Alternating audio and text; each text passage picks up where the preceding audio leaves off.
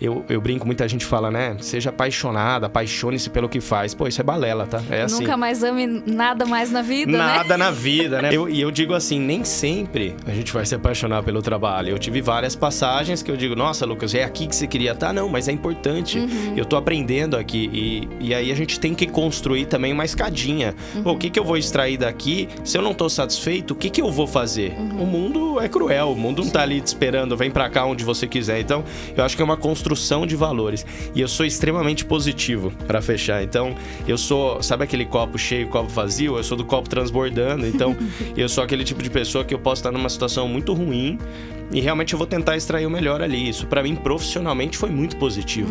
Porque eu entendia que quando as portas se fechavam, eu sempre interpretei que aquilo não era pra mim. Mas eu procurava entender por que fechou.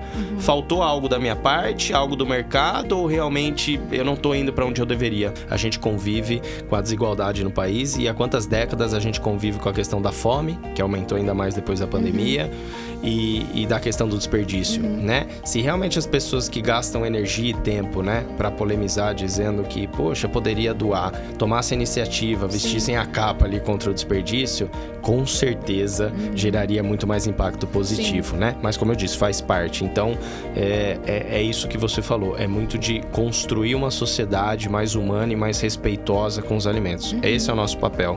Da forma que a gente faz, como uma startup. A gente é escalável, a gente quer impactar e vai impactar o Brasil inteiro. E a gente já vem impactando milhares de indústrias e empresas que já lidam com a gente, com esse tema, muitos anos, muito antes de eu pensar em ser gente. Consumo consciente e combate ao desperdício de alimento. Esses são os dois pilares da Food to Save. É uma food tech brasileira e a gente trouxe hoje aqui o CEO e fundador Lucas Infante para conhecer mais sobre essa empresa. A gente falou sobre centralidade no cliente, a gente falou sobre mapeamento de experiências, sobre fit cultural e também sobre propósito, sobre missão. Essa empresa tem muito que ensinar pra gente em todos esses aspectos. Você é daqueles que odeia desperdício de alimento? Você raspa o prato para não jogar a comida fora? Então você precisa conhecer a Food to Save. Bora lá? Lucas, seja muito bem-vindo. Prazer estar com você aqui. Prazer é meu. Obrigado pelo convite. Prazerzaço estar por aqui. É isso aí. Bom, o Lucas tem um propósito muito bacana. A gente vai explorar esse propósito dele mediante, né, a missão da Food to Save. Mas antes eu quero saber um pouquinho, Lucas. Quem que é esse cara que sentou aqui na minha frente? Quem que é você? Por onde que você passou? De que fontes você bebeu? O que você estudou? Conta um pouquinho pra gente aí. Pô, legal. Bom, primeiro, obrigado mais uma vez pelo convite. É sempre um prazer bater um papo. Adoro podcast. Sou apaixonado por podcast. Consumo muito podcast. Legal. Então, é muito legal, muito recíproco também a gravação. Bom, Lucas, sou papai de uma filhinha. Sou papai babão, uma filhinha pequenininha. Sou empreendedor apaixonado por empreendedorismo. E sempre me descobri com a paixão por empreender por impacto, né? Não simplesmente para gerar negócio e gerar impacto somente para onde eu estou inserido ali, mas gerar impacto para o mundo, para um legado, né? E pensando muito, tanto na minha filha quanto as futuras gerações, né? Então, eu, desde pequeno, eu venho de uma família empreendedora, todos, sem exceção, meus tios, meus primos, 90% são empreendedores, então eu nasci num berço ali empreendedor. Ralei desde o começo, né? Então, faz parte. Não vim da mamata ali da mesada, vim num outro hype ali, né? Com a minha educação.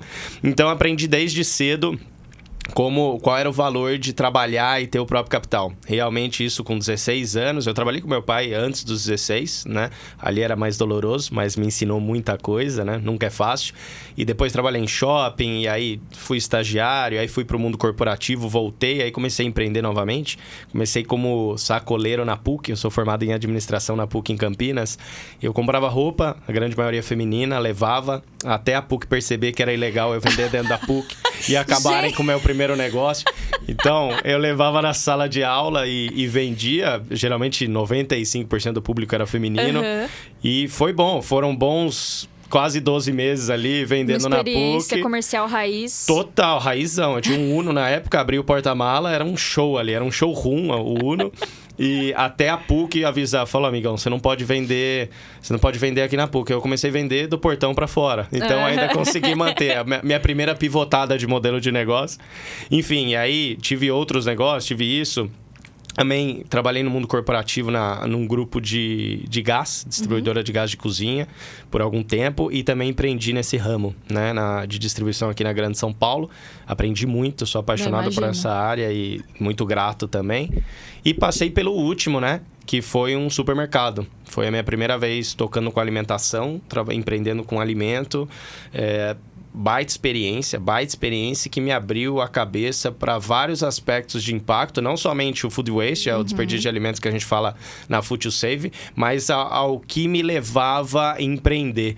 Qual que era o principal propósito de empreender, né? Eu sempre, daqui a pouco a gente vai acabar falando, mas foi meio que... Eu vejo que essa jornada, toda jornada tem seu valor, mas eu vi que tudo isso me serviu de bagagem para agarrar a oportunidade do que foi construir a Food to Save hoje. Sim. Tanto com identificação pessoal, que para mim isso tem um valor enorme, porque isso vai ser o exemplo do que é a nossa empresa, a nossa cultura, tanto quanto profissional. Eu consegui juntar o útil ao agradável, né? E falar... Eu brinco, muita gente fala, né? Seja apaixonada, apaixone-se pelo que faz. Pô, isso é balela, tá? É assim. Nunca mais ame nada mais na vida, Nada na vida, né? Hoje, dia dos namorados, inclusive, né? Para quem não tá namorando... Temático aqui agora. Apaixone-se pelo trabalho. E eu digo assim, nem sempre a gente vai se apaixonar pelo trabalho. Eu tive várias passagens que eu digo, nossa, Lucas, é aqui que você queria estar? Não, mas é importante. Eu tô aprendendo aqui. E aí a gente tem que construir também uma escadinha. Pô, o que eu vou extrair daqui? Se eu não tô satisfeito, o que eu vou fazer? O mundo é cruel. O mundo não tá ali te esperando. Vem pra cá onde você quiser. Então, eu acho que é uma construção de valores. E eu sou extremamente positivo, pra fechar. Então, eu sou... Sabe aquele copo cheio, copo vazio? Eu sou do copo transbordando. Então, eu sou aquele tipo de pessoa que eu posso estar numa situação muito ruim e realmente eu vou tentar extrair o melhor ali. Isso, para mim, profissionalmente, foi muito positivo. Porque eu entendia que quando as portas se fechavam, eu sempre interpretei que aquilo não era para mim. Mas eu procurava entender por que fechou. Faltou algo da minha parte, algo do mercado, ou realmente eu não tô indo para onde eu deveria, sabe? Então, isso é um pouquinho. Isso exige muito autoconhecimento, né? Eu acho que o que você falou é legal do apaixone-se pelo trabalho. Eu acho que a gente tem que se apaixonar pela missão, né? E aí a gente se apaixona pela missão, pelo problema, e aí qualquer trabalho vira uma oportunidade. Qualquer oportunidade vira um trabalho, né? Total. Eu acho que tem essa virada de chave. Eu falei no começo que você tem uma raiz comercial, mas na verdade você é comercial raiz, né? Sim, total. Acho que é meio que o contrário. É o contrário, exato. Nasceu ali já com a veia comercial. Conta um pouquinho pra gente, então, o que é a Food to Save. Já tô chamando de Food, porque eu já sou íntima, já adorei a proposta. Maravilha. Já cadastrei lá no site, inclusive, a cidade de Indaiatuba, então, por favor. Chegaremos. Tô aqui na torcida. Estamos Vocês próximos. já estão... Depois eu vou falar aqui em quantas cidades vocês já estão presentes, pro pessoal que se interessar. Mas conta um pouquinho pra gente o que é a Food to Save, como que ela nasceu. Legal. Bom, a Food, ela, como eu disse, né? Ela nasceu de um sonho mesmo, de gerar impacto, de empreender com impacto. Eu, na minha última experiência, né, no supermercado, foi no meio da pandemia, fora do Brasil. Eu empreendi lá por quase 5 anos, numa franquia de supermercado. E me gerou um baita insight como empresário do ramo alimentício. Como cidadão, né, eu já tinha um incômodo gigantesco ali, que é... Porque pra mim já é mais do que suficiente você falar assim, tô jogando a comida fora, a comida tava boa pra ser consumida, sem falar de financeiro. Uma coisa é pensar em casa, né? Aquela coisa Total. assim de vou reaproveitar o que eu vou, né? Só que já me incomodava em casa, ok. Agora, quando você pensa num negócio, por si só, esses fatores já são extremamente relevantes. Agora, quando você tá no bolso do empresário, e quando a gente fala de uma sociedade que você tem que ter um benefício e agregar valor pra todos os envolvidos, falei, cara, aquilo dói no bolso. E dói pra caramba. A margem do varejo é baixíssima, né? Quando você fala na linha de quebra, ou excedente, ou como quiser chamar, a gente gosta de chamar de excedente de produção, é muito alto, porque 2, 3, 4%, hoje na média é de 4 a 8%, dependendo ali do segmento. É muito alto, é um impacto financeiro gigantesco. Então, me gerou um insight lá de olhar, era na Europa, então de olhar um pouco da cultura, do que era o consumo consciente, olhar da cultura do desperdício na Europa e realmente estão alguns passos à frente em relação ao Brasil, tanto em cenário social e econômico, quanto a conscientização da sociedade, da população. Então isso me gerou uns insights, eu fiz o que eu chamo de um deep dive mesmo, uma lição de casa do assunto e pô, é inevitável, né? Eu morava fora na época, né? E eu olhei e falei, puxa vida, né? É inevitável inevitável não olhar para o Brasilzão, que em meio a tantas adversidades, a gente tem uma terra de oportunidades. Oportunidades de empreender, de fazer algo melhor, de resolver problemas, que é o papel do empreendedor, mas muitos. E aí eu falo, puxa, um país que ainda tem 125 milhões de pessoas num cenário de insegurança, mais de 30 milhões passando fome. Não, né? E o maior produtor agrícola, né? Assim, destaque, não tem como a gente não olhar para isso e pensar absurdo. que é uma hipocrisia muito grande, né? A gente viver um contexto como esse. E se a gente explora sobre isso, que é interessante isso de produção, quanto a gente usa de terra para fornecer o que a gente fornece? Sim. Quase nada. O Brasil é imenso, o Brasil é riquíssimo. E aí, quando a gente fala sobre alimentação especificamente, não é que nos falta alimento. O que falta é má distribuição logística. A distribuição, exatamente. Total, é má distribuição. E aí, outros fatores sociais que a gente já está bem acostumado, que é dar acesso, né? A questão da desigualdade, das diferenças que a gente tem. Então, esse foi o insight de começar o Que Era Food. Então, ela nasceu lá. E aí, falando... Lá você fala na Espanha, nasceu né? Você morou na Espanha. A ideia nasceu lá, mas, claro, eu vim pra cá. Na época, chamei o Murilo, que era meu primeiro sócio. Hoje somos 4 sócios. Chamei ele na época e falei, cara, tô com uma ideia aqui e vamos tirar isso do papel, porque a ideia sem materializar é só uma ideia, né? Então, vamos colocar no papel e vamos validar isso. E aí foi quando nasceu a Food to Save, que hoje, né, o que é um marketplace. Então, nós somos um app, mas também temos o website, que você já viu, já pedindo em Indaiatuba ali. Já. Então, nós somos um app que luta contra o desperdício de alimento. Eu gosto de dizer que o app, a tecnologia, ela é complementar ao que eu chamo de movimento contra o desperdício. Porque o papel da Food to Save, especificamente, eu vou falar do modelo de negócio, mas mais do que ter essa venda a um preço acessível, de escoar esses produtos que estavam sendo desperdiçados, é mudar o mindset da sociedade, é mudar o mindset dos empresários. É falar, não dá mais para achar normal jogar a comida fora. E eu não estou dizendo só a Food to Save. Você pode fazer doação, você pode ter ação de loja, você pode utilizar o app também, mas eu digo aqui, não dá mais para achar normal que você vai colocar no preço e jogar fora. Sim. Então a gente criou um app, e esse site também, onde a gente conecta vários estabelecimentos do ramo alimentício, desde padarias, supermercados, lanchonetes, cafeterias, restaurantes, que possuem o que a gente chama de excedente de produção. Excedente de produção, pessoal, é produto próximo ao vencimento, produto que não foi consumido ao longo do dia, mas ainda está bom, ainda está apto para consumo imediato, e produto com pequena imperfeição. Pequena imperfeição não fica restrito somente a FLV, frutas e legumes e verduras, mas também a, por exemplo, um bolo que saiu do forno, tem uma pequena lasquinha, alguma coisa, infelizmente a sociedade rejeita. Pô, eu vou pagar o preço caro, cheio, eu não quero o produto imperfeito. E aí que entra a food na sacola surpresa, né? Sim. Esse é um conceito diferente que a gente trouxe, que você já viu, massa. Né?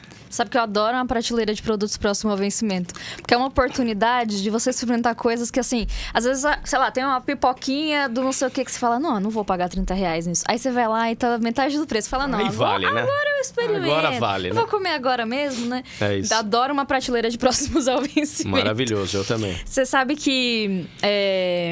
quem já teve a oportunidade de morar fora, ou pelo menos de passar algum tempo fora, tem uma inversão de perspectiva que é muito marcante na vida, assim, né? Eu acho que pra quem tá atento a essa inversão de perspectiva, é um grande... abre os olhos, assim, pra muitas situações, né? Enquanto você tava no Brasil, o desperdício já era algo, como você disse, que te incomodava, né? Sim. Mas aí, assim... Qual que foi, além da virada de chave de trabalhar numa rede de supermercados, né? E aí você vê aquele desperdício do lado do empreendedor, assim, teve alguma coisa cultural da vivência na Espanha, na vivência... Com certeza você fez amigos. A sua esposa é espanhola, não? Ela é brasileira. Brasileira, Isso. mas... Então, assim, a própria no convívio com seu círculo de amigos lá, teve alguma coisa cultural que te chamou também a atenção? Do tipo... Porque quando eu morei fora, eu reparei muito nisso, assim. Acho que as pessoas têm uma preocupação muito grande com a procedência do alimento, do tipo... eu não vou comprar uma manga que veio de caminhão da Itália por horas. Assim, não, é uma fruta tropical. Quando eu estiver viajando, estiver num lugar, um país tropical, eu vou comer a fruta de lá, sabe? Claro. Tem uma consciência, assim. Você acha que teve alguma virada de chave também nesse sentido, do que você viveu? Acho que o grande ponto ali foi eu ter, primeiro, né, vivido o lado do empresário. Porque uma coisa é você escutar alguém falando dessa dor e uma coisa é você sentir na pele. E foi muito marcante pra mim, porque assim, quando eu comecei a empreender com o mercado, passou um ano e meio e veio a pandemia. Assim como no mundo inteiro, na Espanha foi um negócio assim de guerra, né? Um cenário de guerra, literalmente. A gente abria das 9 da manhã geralmente, né? A franquia abria das 9 às 10 da noite. Quando veio a pandemia, a gente reduziu o horário drasticamente. Então, abria às 9, fechava 1h30. Era coisa de maluco. Por quê? Porque o pessoal ia de manhã, eram filas. Então, você vendia 10, 12 vezes o que vendia num dia normal. Porque só tava você aberto, né? E aquela loucura de comprar pilhas e pilhas de coisas. Papel higiênico. Depois a gente fala disso, mas cada semana tinha um negócio, uma loucura. E aí, eu falei, pô, não é possível. Eu tenho até algumas fotos, que até hoje eu guardo, que eram, assim, pilhas e pilhas de laticínios, de iogurtes bons, que acabavam não sendo vendidos, porque o sabor era muito diferente, porque veio em quantidade errada, por causa da pandemia. E aquilo me deu um estalo, que eu falei, cara, não é normal. Eu tô vivendo aqui dentro, num mercado de 200 metros quadrados, que é um mercado de proximidade, né? Como os que tem aqui. Eu falei, cara, não é possível. Imagine as grandes superfícies, imagine já tendo um conhecimento do assunto, mas não aprofundado. Eu falei, isso me deu um estalo. E aí, quando a gente fala da Europa, é um continente que passou por várias guerras, né? Então, é um país, é um continente que sofreu muito em relação a saber o que é passar a fome, entendeu? Então, é literalmente você falar escassez de alimentos é uma coisa que dói para o europeu. Dói muito na Espanha, dói em geral na Espanha. O Brasil, a gente tem vários problemas sociais e econômicos, mas a gente não passou por guerras como essa. Um país muito abundante, Exato, né? Onde teoricamente não deveria faltar esses recursos básicos e dignos, né, do ser humano.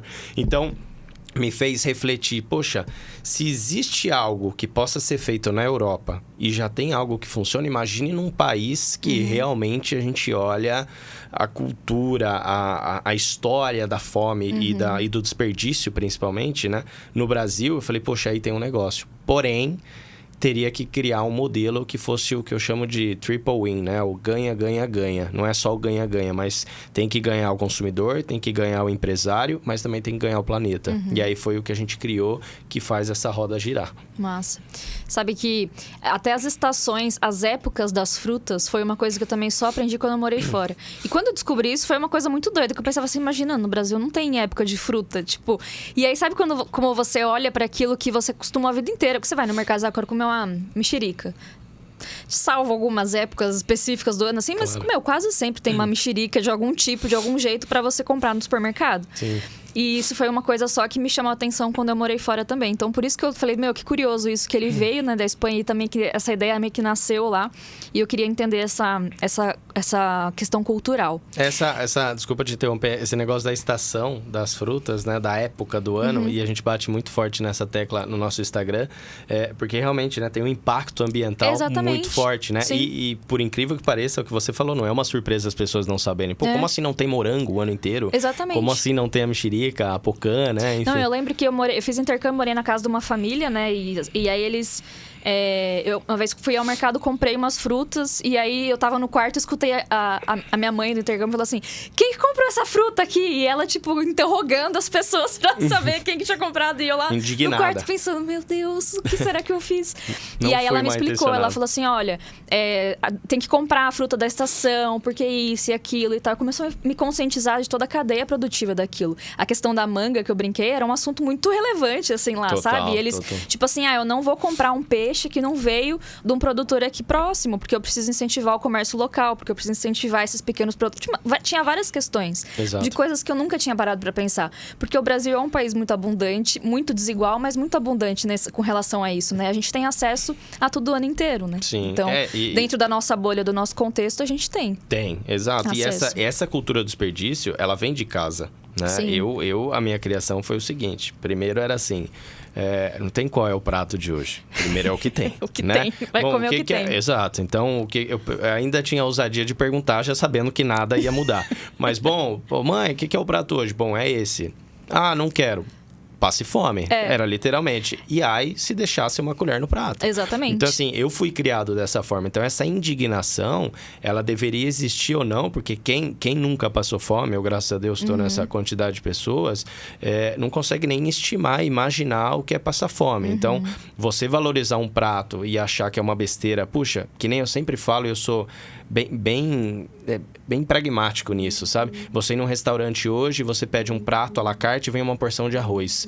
Eu sou aquele cara que eu chego e falo, não tem necessidade de um prato de arroz para uma pessoa desse tamanho. Ah, não, mas deixa aí. Não, eu sei que eu vou deixar, mas é isso que eu não quero, né? Sim. Eu recentemente almocei com um casal de amigos americanos, né? E aí... a gente tava falando sobre isso, assim, na cabeça, né, deles, assim, era tipo, não, eu paguei por isso, então, assim, tá pago, você não precisa comer até você passar mal. E na minha cabeça era tipo assim, não, cara, tipo, o restaurante não vai aproveitar isso, eles vão jogar fora. Exato. Então, assim, se você pediu, vou comer. Aliás, mas você vai passar mal? Eu falo, mas vai jogar fora? E eu lembro que a gente ficou nessa discussão, sabe, da perspectiva, dessa visão do desperdício, né? Exato. E pra eles é assim, não, eu não vou comer até passar mal, e eu paguei por isso, eu paguei pelo serviço, então tá pago, a conta fechou. Pode jogar fora. Não tem essa visão, né, do tipo... Isso. Toda vez que eu vou... Que a gente senta na frente de um prato, né? Se você parar pra pensar em todo mundo que se envolveu naquilo, desde a semente, sabe? De todo o processo. E aí, no fim, você desperdiçar aquilo... Você falou tudo. O que é o processo que antecede chegar no seu prato. Exatamente. Exato. E isso em casa sempre foi muito forte, assim. Minha mãe sempre trouxe muito isso, assim, do tipo... Não é só ir no mercado e comprar, né? Então, não é só o que tá no mercado. É tudo que precisou acontecer antes para aquilo chegar até você, né? O clima, a semente, a plantação, os recursos, as pessoas, o trabalho. Enfim, é uma cadeia muito grande. Total. Não sei até que ponto você achou curioso, né? Um podcast de RH, remuneração, te convidar para falar sobre esse assunto, né? Eu fiquei pensando assim, caraca, o Lucas deve ter pensado, meu Deus, o que eu vou falar num podcast como esse? Mas vocês que já estão acostumados aí, sabem, né? Que a gente gosta de trazer sempre assuntos... não só diretamente conectados com o nosso core business, mas também assuntos que tragam a gente para refletir sobre questões... correlacionar as coisas, sabe? Abrir um pouco a mente. Total. Mais ou menos essa visão que você teve quando você foi pra fora e pôde olhar pro desperdício de uma outra perspectiva, a gente gosta de fazer isso. E aí eu fiquei pensando, o que pode me ensinar, né? Um propósito como o de vocês, né? E aí eu pensei na oportunidade que a gente tem, às vezes, de situações, por exemplo, como desperdício ou coisas mal utilizadas, aproveitadas, como isso pode ser uma oportunidade da gente fazer... e aí não só fazer dinheiro, não é nem essa questão. É da gente fazer daquilo uma oportunidade, né? Então, como que a gente pode olhar para aquilo que está sendo desperdiçado ou não visto e transformar isso numa oportunidade? E eu acho que você tem muito que ensinar pra gente, assim. Eu quero, inclusive, explorar um pouquinho sobre essa missão de vocês, da Food. Qual que é a missão da Food? E queria que você contasse um pouquinho como que nasceu isso, assim.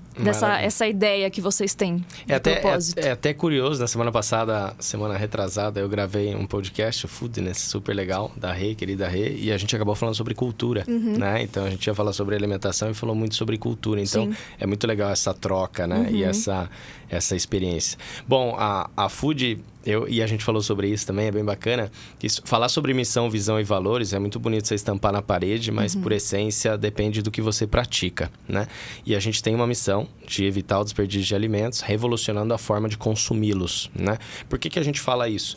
Porque eu costumo dizer que salvar a sacolinha surpresa, né? Até não expliquei, já te falo, que o nosso conceito é um conceito surpresa. Então, até porque se o excedente, nós soubéssemos o que é o excedente, não existiria, né? Eu teria uma previsibilidade, um controle. Então, a gente criou uma sacola surpresa, onde elas são classificadas como doces, salgadas e mistas. Então, você compra de uma padaria uma sacola doce com 70% de desconto. Você não sabe se é um bolo de cenoura, uma torta de limão ou uma carolina, né? Um conjunto de coisas surpresa. E aí, quando a gente fala sobre salvar a sacola, literalmente salvar esses alimentos com desconto legal, para mim é a cerejinha do bolo. Por quê? Porque eu tô preocupado com quão impactante é a jornada para chegar na compra da sacola. Porque se a pessoa compra, e a gente já sabe disso, né? São números da empresa, inclusive, mas eu sei que o maior motivador hoje é o fator financeiro, né? Falando de Brasil. Eu digo que o ESG, né? Essa cultura tá dentro da sacola já embutida. Então...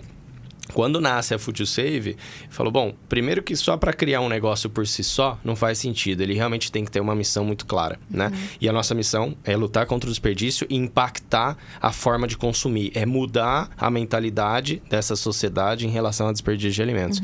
E isso é um trabalho árduo, né? Porque a gente está só na pontinha, né? Então, você imagina que a gente está só na ponta final da cadeia do alimento. Atrás da gente, não necessariamente desmerecendo, mas no sentido da cadeia produtiva do alimento, existem outras inúmeras iniciativas, tanto de terceiro setor, quanto iniciativas business, negócios, startups, modelos de negócio que geram caixa, enfim. E aí que tá a sacada, né? Como é que a gente realmente consegue construir uma legião de pessoas, uma comunidade de pessoas que se engajem e sintam prazer em fazer o que estão fazendo quando fala sobre desperdício de alimento? E essa é a nossa missão clara. É realmente, não é, poxa, eu tenho 1,5 milhão de downloads, eu tenho tantos milhões de usuários. Puxa, mas como que eu tô mudando a forma da sociedade, o hábito de consumo desses alimentos, entendeu? Essa é a nossa maior missão. E aí você vê as pessoas postando nas redes sociais, no TikTok, no Instagram, o unboxing da sacola, que é super legal, e falando, gente, que legal, né? Eu ajudei o planeta, paguei barato, e aí tem um dado legal que você acabou falando. Hoje, 7 de cada 10 consumidores da Food alegam que o fator surpresa é o que mais motiva a compra. Justamente por um ponto que você já adiantou aí sem querer. Porque a pessoa fala, eu jamais ia provar isso aqui. Sei lá. E aí veio na sacola, deixa eu experimentar. A pessoa gosta. Primeiro, ela volta a comprar, natural. E, na grande maioria das vezes, ela vai naquele estabelecimento e compra determinado produto. Ou em outro, mas enfim, a tendência é que isso aconteça. Então, a gente nasce com essa essência. Entendeu? E assim, parando para pensar até na perspectiva do negócio, das empresas agora, né? Então, da empresa que acabou tendo seu produto colocado na sacola ali, né? Na sacola surpresa. Às vezes, para você entrar num mercado, ou para você conquistar, né, consumidores, novos clientes, às vezes, uma amostrinha grátis, uma coisa assim que você pode dar para a pessoa, mas aquilo não tem o mesmo efeito do que você acabou de dizer, do que carrega, do tipo, eu economizei dinheiro, eu ajudei um propósito bacana, eu tô envolvido numa causa legal, eu posto isso nas minhas redes sociais e eu posso também influenciar outras pessoas a fazer isso. Então, você empodera essa pessoa que compra e, ao mesmo tempo, tem uma iniciação da pessoa no consumo daquele produto que, do ponto de vista da empresa que comercializa aquilo, é uma ótima forma de você ganhar mercados, né? Então, é realmente ganha, né? Não tem... Em todos os pontos de contato que você pensa do seu produto, você consegue encontrar alguma situação em que tem algo que é uma troca valiosa ali, né? Tem um livro do Pondé, Marketing Existencial. Não sei se você já leu. Não sei se você gosta do Pondé também. Um pouco polêmico, mas eu gosto muito das provocações dele. Objetivo. Bem objetivo. E ele fala muito sobre as formas de consumo das pessoas, né? E como elas também consomem agora nesse mundo, não só o produto em si. Então, se eu tomo essa água, eu não tô só comprando essa água específica pela água, né? Eu tô comprando porque, 100% feita de outras garrafas. É um plástico mais fino, vai menos plástico aqui. Então, todas essas informações vão me dando um poder de consumidor, um poder de influenciador, que vai muito além da água que eu vou beber, porque a água eu posso abrir a torneira e beber. Perfeito. Então, quando a gente pensa numa marca que tem um propósito bacana, e a gente bate muito nisso, nessa tecla do propósito, do porquê que as empresas precisam pensar não só em missão, valores, visão, não só isso, mas também no propósito, numa missão específica mesmo, que as pessoas sintam no dia a dia para dar sentido para aquilo que elas consomem ou para a empresa em que elas trabalham. É isso. É a gente agregar valor a essa experiência do consumo, não só pelo produto em si. Total. Tem, até falando sobre livros, tem 2 que eu gosto muito. Um deles é O Poder do Hábito, que é um clássico. Sensacional. E é sensacional. Eu já reli ele 2 vezes e realmente é incrível porque ele fala a capacidade de mudança de hábito, o tempo que isso demora e o quanto impacta. E outra é a história do Body Shop, né? Da fundadora da Body Shop, falando sobre justamente essa mentalidade. E a gente tá falando não de agora, né? É um livro de 2000 e pouquinho, mas é mais antigo, não lembro exatamente a data. Mas é muito interessante porque ele fala justamente o ponto que você falou. A água por si só, eu consumo da torneira, né? O que está por trás dessa água? O que está por trás desse chocolate? O que está por trás? O que a empresa faz para a sociedade? E o que realmente impactou para que ele chegasse até a prateleira e chegasse na minha casa? E no ano passado, foi feita uma pesquisa falando sobre ESG, que é uma crista da onda, né? Que surgiu aí pós-pandemia, tardiamente, mas... O nome, né? Surgiu no top... O ESG agora é tudo, né? Mas por prática, né? Realmente praticam-se, né? O ESG, sabem o que significa ou é só a modinha oba-oba, né? Então, felizmente, tá mudando muita coisa sobre isso. A FoodSave, ela respira isso, faz parte do DNA. E aí, o que é legal? No ano passado saiu uma pesquisa, 78% dos consumidores alegando sobre o poder de compra, né? E a mudança de hábito de consumo, mostrando que 78% das pessoas, elas repensam agora as marcas que utilizam e os impactos reais dessas marcas. Porque você falou um negócio muito legal, o empoderamento, eu adoro essa palavra. O empoderamento hoje, qualquer pessoa hoje pode postar um vídeo, vou até contar um case legal, pode postar um vídeo no TikTok ou no Instagram e tá empoderando, tá convidando outras pessoas. E aí, eu tenho pessoas que são muito... não sei, deixa eu buscar a palavra ideal, mas que talvez não tenha profundidade do assunto, mais superficial no assunto, não de conhecimento, mas talvez de profundidade naquele tema, e puxa, se sente impactada. Eu vou consumir porque o fulano postou ali, é legal, mas sem buscar novas informações. Aí tá o empoderamento. A gente teve o TikTok é uma rede, a gente tem mais de 50 milhões de visualizações e praticamente a gente não investe nessa rede, é orgânico, né? E aí teve um case, quando a gente ainda não tinha app lá atrás, a gente só tinha o website, que o website caiu, literalmente caiu. Eu achei que era um ataque cibernético. E eu falei, poxa, eu tô fazendo bem pro planeta. Fiquei pé da vida, né? Não é possível que tenha alguém, né? Mas eu falei, tudo bem. Digeri aquilo. E a gente foi entender um vídeo que foi postado. Uma pessoa que tinha 300 seguidores no TikTok. Deu 2,5 milhões de visualizações em 5 dias. Nossa. Caiu a plataforma de acesso. Porque deu visibilidade. Foi a primeira visibilidade nacional que a FoodSave teve. E isso me marcou muito. Porque eu falei, olha a capacidade de empoderamento e de crescimento orgânico que uma pessoa tem. Claro que o TikTok, né, tem os seus fatores e a sacola também, mas eu achei muito legal, porque é um vídeo de 20 segundos. É a pessoa falando, gente, olha que legal, salvei o planeta, abriu e então. E é genuíno, né? Porque não foi uma campanha publicitária, uma coisa desenvolvida com um roteirinho, com um ator, Nada. com não sei o quê. Foi orgânico, espontâneo, genuíno, e acho que é isso que as pessoas buscam quando elas procuram se conectar com uma marca, sabe? Total.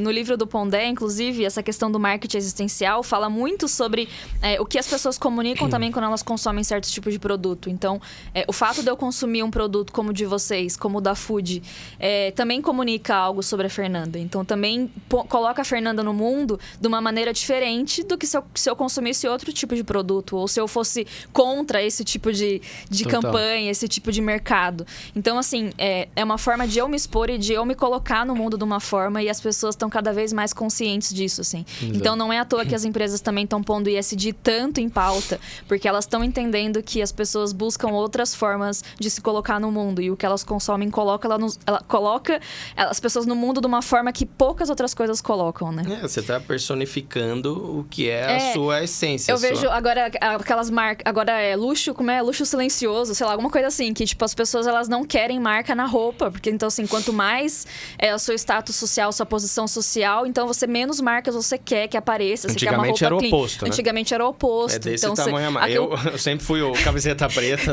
o cavalinho da Apollo lá, né? Que era pequenininho e foi crescer. Gigante, dominou a camisa. Agora é só o cavalo, jacaré era um jacarezinho. Exatamente. Exato. E agora tem esse movimento contrário, né? Então, eu acho que essa visão minimalista também vem para questões como o que eu consumo, o que eu compro, o que eu como. Sim. Eu faço ou não comida em casa, eu aproveito ou não os alimentos. Eu lembro quando eu era criança, tinha aquele do SESI, contra o desperdício, que a moça fazia bolo com cascas de banana. Perfeito. E tal. E, cara, é isso, assim, não é novidade, como você falou, né? Não mas é praticado da forma que deveria. A gente conta essa história, né? Exato. E como a gente pratica essa Exatamente. história. Exato. A gente fala muito disso no Instagram, no @FoodSaveBR, muito, que é um portal onde a gente realmente, uma rede, né, perdão, onde a gente realmente gera conteúdo de, como a casca de banana, por isso que tem, né, como é que eu reaproveito o molho de tomate que sobrou? Posso congelar? Como é que eu armazeno? Como é que eu utilizo? Por quê? Porque é justamente isso.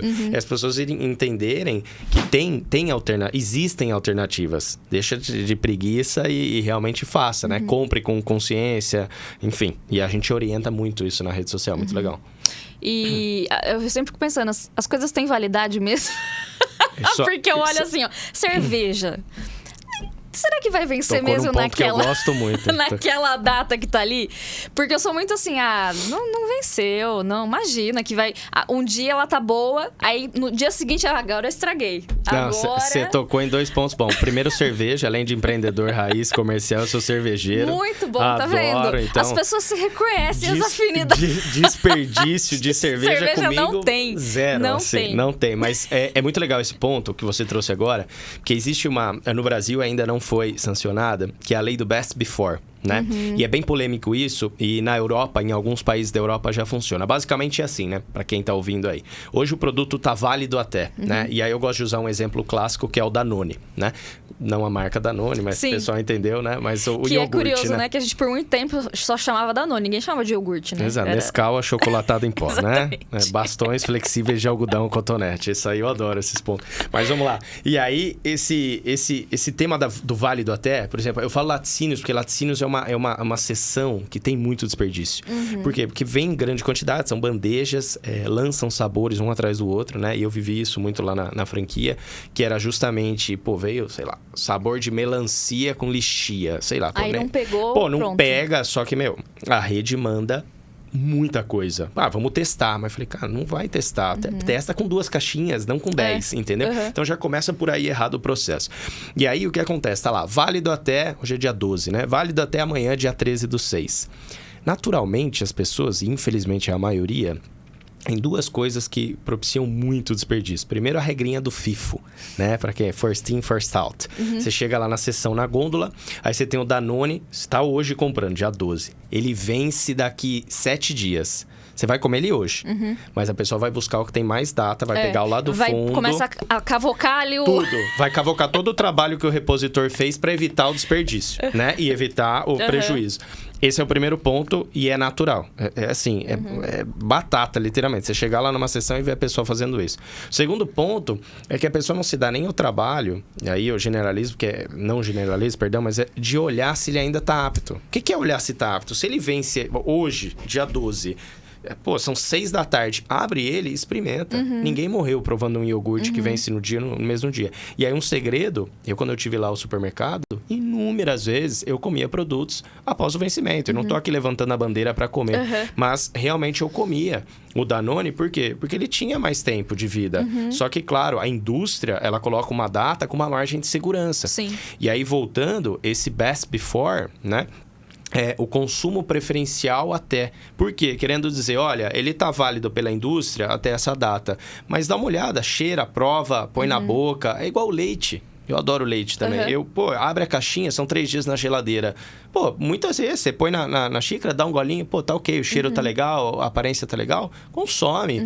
Agora, criou-se uma coisa que eu pego o produto e falo, vence hoje. Não, joga. E joga tudo. Joga sem separar o reciclável. Exatamente. Aí é um show dos horrores, né? Joga o Danone, joga com a tampa, sem... Entendeu? Então, aí vira um vício. Então, é uma coisa que a gente tem já um movimento, e a gente faz parte disso, de realmente levantar essa bandeira no Brasil. Já tem um projeto de lei que tá em Brasília, que é justamente sobre isso, né? Das pessoas entenderem, ele vence hoje. Mas ele pode ser consumido, não 20 dias depois, mas 2 dias depois, não faz sentido?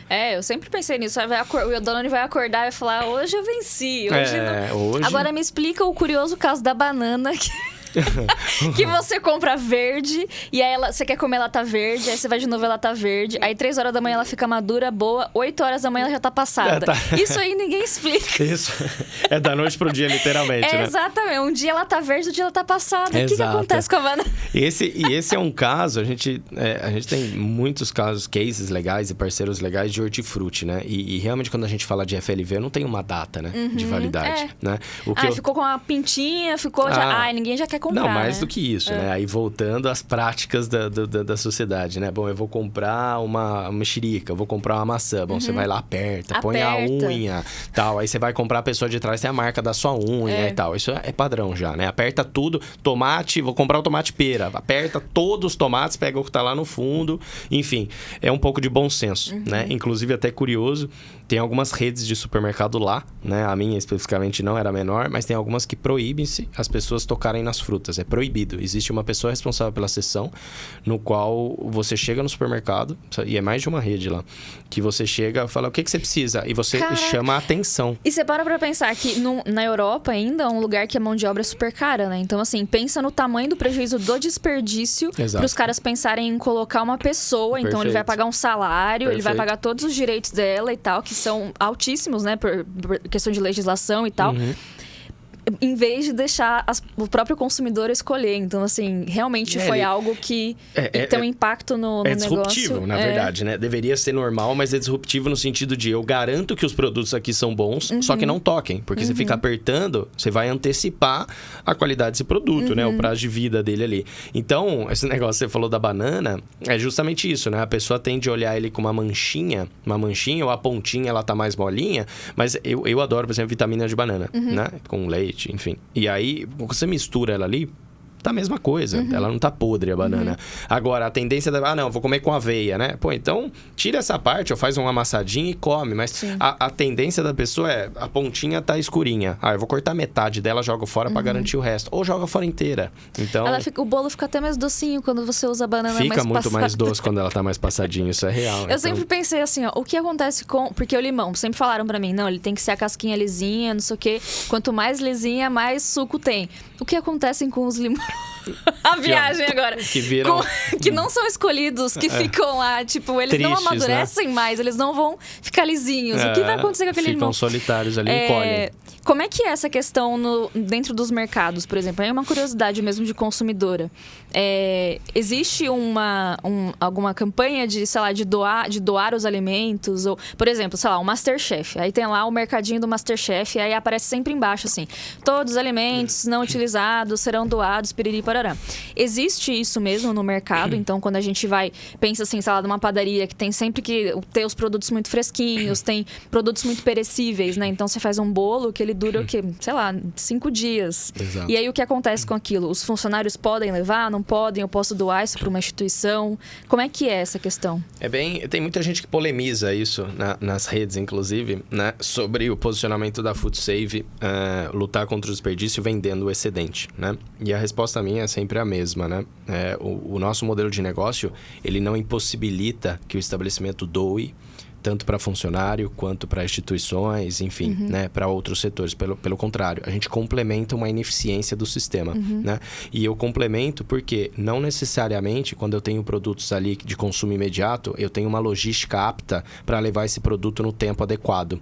Então, não vai dar certo. Não vai dar certo. Agora, o caso de hortifrutos, né? Aí é mais específico. Pô, eu tenho lá 100 quilos de batata. Claro que tem que ser doado para uma creche, uma instituição, uma ONG, enfim, né? Agora, quando a gente fala de uma sacola surpresa, que tem alguns produtos, foram separados lá, sei lá, 8 quilos, 10 quilos na média ali por dia. Pô, esses produtos são para comer entre hoje e amanhã? Faz sentido, é complementar, entendeu? Então, eles polemizam muito, puxa, né? E, enfim, isso faz parte de qualquer modelo de negócio e eu lido super bem com isso, né? Mas, poxa, em vez de doar empresário mercenário, né? Empresário capitalista, né? Sim, um capitalismo que eu digo com orgulho consciente, né? Porque realmente, quando a gente emprega, hoje a Food emprega 50 pessoas e impacta milhões de pessoas em relação à economia. Quando a gente faz esse movimento, estou gerando benefício em toda a cadeia, né? Eu não estou deixando eu tô, como é que eu posso dizer? Excluindo algo que já é praticado na sociedade. Então, eu lido muito bem com isso, por quê? Porque se existe ineficiência, se existe oportunidade da gente gerar impacto e criar um negócio legal, consistente, por que não? Mas sabe o que eu penso muito nisso, assim? É que se não fosse dessa forma, as pessoas não seriam educadas a ponto de perceberem o desperdício. Perfeito. Eu acho que infelizmente, assim, tem coisas que precisam passar. Infelizmente, no sentido assim, de que as pessoas por si só, às vezes, elas não se colocam numa posição de perceber as coisas que acontecem ao entorno. A partir do momento que tem uma iniciativa como de vocês, que impacta no bolso, que gera valor para um estabelecimento, para um consumidor, as pessoas começam a reparar naquilo. E a partir do momento que eu reparo naquilo, por que uma empresa resolveu fazer isso? Aí eu olho para o problema. Aí eu começo a pedir a ser uma pessoa que se preocupa em comprar de lugares que sabe que tem um destino correto para aqueles excedentes. Seja ou não pela Food to Save, mas assim, é um processo de educação. E eu acho que vai muito de encontro com a missão de vocês, assim, né? Que não é só o dinheiro dinheiro pelo dinheiro, né? Então, vocês não comercializam para vender e fazer dinheiro em cima do excedente. Não é isso. É um processo de educação, de conscientização, né? Total. Eu acho que não é um caminho sem volta e eu acho que é necessário, sabe? É provocativo, né? Muita gente fala, pô, mas o desperdício, pô, já faz... É sempre esse aspecto, né? Da doação. Mas eu falo, quantas décadas a gente convive com a desigualdade no país e há quantas décadas a gente convive com a questão da fome, que aumentou ainda mais depois da pandemia, e da questão do desperdício, né? Se realmente as pessoas que gastam energia e tempo, né, para polemizar, dizendo que, poxa, poderia doar, tomassem a iniciativa, vestissem a capa ali contra o desperdício, com certeza geraria muito mais impacto positivo, né? Mas como eu disse, faz parte. Então, é isso que você falou. É muito de construir uma sociedade mais humana e mais respeitosa com os alimentos. Esse é o nosso papel. Da forma que a gente faz, como uma startup. A gente é escalável, a gente quer impactar e vai impactar o Brasil inteiro. E a gente já vem impactando milhares de indústrias e empresas que já lidam com a gente, com esse tema, muitos anos, muito antes de eu pensar em ser gente. Entendeu? Então, realmente, a ineficiência da sociedade permite que criem-se modelos que possam ser efetivamente consistentes. Nossa, esse assunto, assim, pipoca tanta coisa na minha cabeça, assim, porque eu fico pensando até numa geração que não cozinha mais. Então, assim, uma geração que não sabe que a banana mais passada deixa o bolo mais docinho, sabe? Umas coisas assim. O desperdício é muito maior, porque não há uma conexão com a cadeia produtiva, com aquele alimento, com o que eu faço com aquilo. Enfim, dá pra gente ficar falando disso, assim, horas e horas, assim. Total. Mas o que eu queria saber é como é que você traz essa cultura pra dentro de casa com a sua filha, por exemplo. Quantos anos ela tem? 2 anos e meio. 2 anos e meio. A Bela, Isabela. Como é que vocês trazem isso, assim? Você já tem, você e sua esposa, assim, uma cultura dentro de casa para ensinar ela desde pequenininha? Eu sempre fui muito chato em relação a isso dentro de casa, antes, né? Como filho, né? Antes, no sentido de, bom, primeiro de comer tudo que tá no prato, né? Outra coisa é a questão da compra, né? Minha filha é muito pequena ainda, né? Então, o que ela tá aprendendo é raspar o pratinho, né? E pelo exemplo também, pelo né? Vem dos exemplo, pais. de raspar o pratinho, de levar o pratinho. Então, aí você vai criando, né? A educação é bem delicado isso. Mas sobre comida, é muito disso. O que tem no prato, eu ponho ali o que ela precisa comer, para ela comer tudo. E mostrar para ela, a última colheradinha, você vai ganhar um abração e não sei o quê. Então, a gente cria alternativas para que essa educação, em relação a isso, possa ser muito mais potente. Claro que, né? Quando a Isabela tiver aí 3, 4 aninhos, estiver interagindo, falando, aí é bem mais prático, né? Você consegue ter mais facilidade. Mas acho que esse é o papel, porque vem de casa, né? Esse tipo de educação, então, esquece. Quando a gente fala da creche, da escolinha, enfim, do maternal, quando você pega as crianças, lá tem uma referência muito grande. Mas dentro de casa, realmente, é o que ela vai levar para creche, né? Se eu faço lá em casa diferente, como é que eu faço isso? Sim, né? Exatamente. Então, sim, e para mim é fundamental que sejamos exemplos, né, para fora, né? Não adianta eu pregar isso e não praticar isso lá dentro. Ah, muito legal. Uma dúvida só, na sacola que você falou, como é que vocês... qual é a quantidade de produtos dentro de cada sacola? Então, tem um peso, depende da onde que vem a sacola, em unidades, como é que é? Legal. Geralmente é pelo preço, tá? Então, sei lá, vou dar 2 exemplos, tá? Padaria, por exemplo. Padaria, geralmente são 4 a 6 produtos, depende muito do que é, e é sempre pelo valor. Então, os descontos são entre 50% e 70%, a maioria hoje é 70%. Então, imagine que tem uma sacola doce lá, podem vir, por exemplo, 4, 5 itens, uma sacola que valeria R$90 e sai por R$30,99, por exemplo. Então, por quê? Porque tá para consumo imediato. Você não sabe exatamente o que é, mas você sabe qual é o local de origem, você sabe que é só doce, por exemplo, e vem. Então, isso facilita muito daquele modelo que eu te falei do ganha-ganha, que é o estabelecimento não ter que catalogar esse produto. Então, o que ele faz, né? Ele já tem aquela triagem do produto com shelf reduzido e ao invés dele jogar fora, o que ele faz? Ele monta a sacolinha surpresa. Então, é fácil o processo, facilita. Muitas vezes, a gente tem estabelecimento que tem um barista, tem um funcionário. Pô, como é que eu vou trazer mais complexidade para um negócio para depois ter que ouvir, cara, eu já jogo fora. Eu não quero dor de cabeça. Então, é bem fácil, tá? E para os olhos do consumidor é ainda mais fácil, porque daí ele escolhe a sacola, o estabelecimento no app e consegue comprar. Tá. E aí eu posso retirar ou entrega, né? Perfeito. Legal. Retira, tudo via app ou site, né? Toda a transação. Você pode retirar hoje ou, se não, pagar uma taxa de delivery, comodidade, né? A opção do consumidor de receber em casa também. Legal. Agora eu queria explorar um pouquinho a questão do negócio. Então, como é que a gente pode aprender com a Food to Save, com a jornada que vocês criaram, né? Desde 2021? Não. 2021. 21, que foi quando, né? A primeira sacolinha. Como é que foi essa construção de jornada? No sentido assim, quando eu ouvi primeiro a história de vocês, acho que a primeira matéria que eu tive contato foi a da Forbes. E aí foi um negócio, me deu um estalo assim do tipo... quão esse modelo de negócio tá focado em customer centricity, mas não só isso, mas tipo, nos pilares de experiência do consumidor. Então, assim, me veio uma curiosidade de entender como foi o mapeamento dessa jornada, então, da cadeia produtiva até chegar no desperdício, porque você precisou fazer um estudo do tipo, será que a indústria não tem uma estratégia para combater isso desde o começo? Será que as padarias, os mercados não têm também? Então, todo esse mapeamento de tudo que estava em volta e também da experiência das pessoas. Por que as pessoas comprariam um produto que está próximo ao vencimento, mas assim, de consumo imediato, ou uma fruta que não está tão bonitinha? Como é que foi o entendimento desse consumidor e o entendimento de toda a cadeia? Legal. Bom, como marketplace, né? A gente tem um eterno desafio que é o ovo ou a galinha, né? Ou eu tenho no português, claro, né? Ou eu vou olhar a demanda, ou eu vou olhar a oferta. Quando a gente começou em 2000 e... Na verdade, a ideia começou em 2020, mas a primeira sacola a gente vendeu em 2021.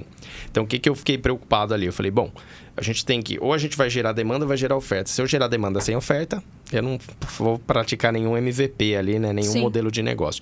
Então, a gente foi atrás, né? Com muita coragem, com muita ousadia de empreendedores, com um PowerPoint, com 5 slides, bater nas padarias. A gente começou na Vila Mariana, em São Paulo, na região da Vila Mariana. Era pandemia, os estabelecimentos estavam sofrendo, porque ninguém ia para a sala de vendas ali, né? Comer ali no local, tava pedindo. Foi quando o delivery deu outro boom absurdo no Brasil. No mundo, né? Mas no Brasil muito forte. E aí a gente começou a bater nas padarias. Então, a cada 100 nãos, veio 100 nãos, ali veio um sim, né? Então, basicamente, a gente chegou ali e falou, bom, deixa eu entender. Existe essa dor? Existe. O que você faz com ela? Né? Eu faço devolução, alguma coisa eu dou pro funcionário. E mesmo assim, você resolve o seu problema? Não. A gente pode fazer um teste do modelo? A gente pode tentar vender isso pro consumidor sem que ele saiba o que é? Você tá maluco, né, Lucas? Você tá maluco. Eu falei, não, sério.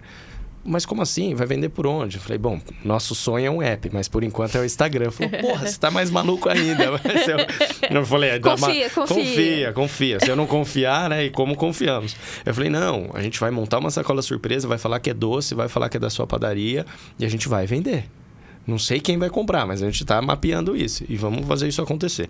Então, a gente começou mapeando o que era a demanda, a oferta que eu poderia gerar. Que tipo de produto? Pô, eu consigo mensurar se existem produtos que ainda estão aptos ou não? Eu consigo ter essa troca clara com o estabelecimento? E aí, depois a gente, claro, começou a divulgar. Quem foram os primeiros consumidores? Amigos, familiares, primos, é isso. Quem comprava a sacola. E aí, qual era a condição? Amigão, eu posso até te dar uma sacola, você comprar, mas posta no Instagram.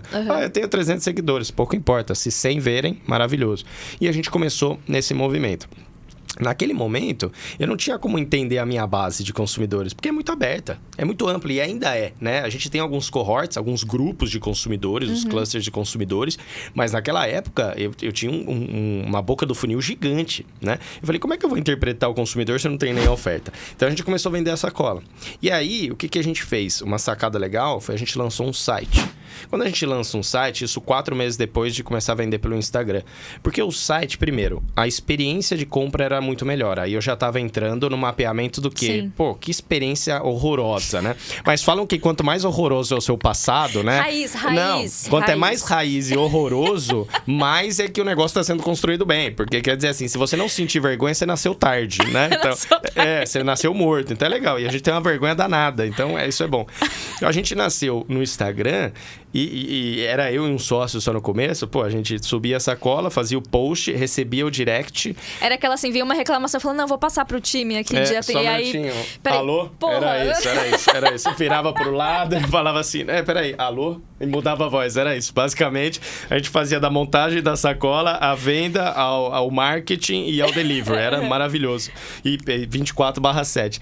E aí, quando a gente começou a mapear através do site, pô, eu olhei o que é a experiência de compra. Bom, o consumidor entrar num site, ver ali o catálogo, uma lojinha virtual, poder comprar com segurança. A gente nasceu como numa software house na época, com site, né? Pô, mudou. Por quê? Porque daí a gente já tinha um pouquinho mais de coragem de falar, pessoal, vamos divulgar o site? Pô, divulga pros amigos, vamos fazer o teste, comprar. Claro, N problemas, a gente sempre vai ter problemas, Sim. né? A gente tá aqui para isso. Mas foi melhorando. O app veio 6 meses depois. Então, o app é a coisa mais nova. A gente acabou de lançar uma versão nova aí, que a gente celebrou muito, porque vieram várias funcionalidades super legais e tá com uma carinha linda o app. E aí, realmente, isso foi o último, assim, né? A gente, ao longo da jornada, eu tava preocupado primeiro em validar se aquilo fazia sentido, né? Pro empresário. Porque se o empresário topa vender aquele produto, ele fala, pô, eu tenho uma dor. Contanto, meu amigo, que você vai segurar a responsa com o consumidor. Eu falei, claro, contanto que você coloque produto apto para consumo, maravilha, eu gero uma cadeia para você. Depois que a gente lançou o site, a gente começou a olhar timidamente ainda e com pouco ferramental do que seria um CRM, né? De falar, bom, quem tá comprando? Bom, deixa eu ver, todos os familiares do meu sócio, meus amigos, o vizinho da padaria, deixa eu entender. E é legal, tem umas histórias super legais, mas para não estender, mas a gente ia entregar e conversava. E aí a gente viu o estalo de pensar no app mesmo, quando a gente começou literalmente a entregar a sacola para pessoas que a gente não tinha ideia de quem era, que saiu aí começou a sair da bolha. Exato. Quando saiu da primeira bolha família, a segunda bolha de amigo do amigo, amigo do amigo do amigo, aí chegou um momento que essa pessoa eu não conhece. E a gente começou a ver isso na interação nas redes, foi quando o Instagram começou a aumentar o volume.